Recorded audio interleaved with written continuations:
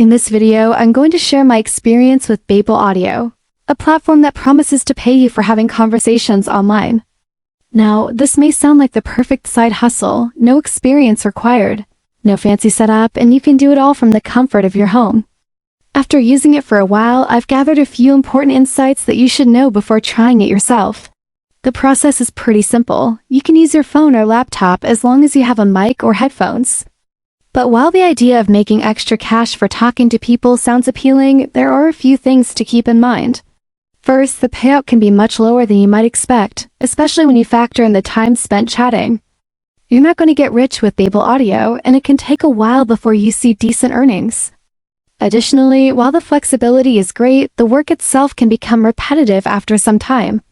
If you're looking for a quick and easy way to make a lot of money, this probably isn't the best option. That said, if you enjoy talking to people, are looking for something flexible, and don't mind taking your time to build up earnings, it could still be worth considering.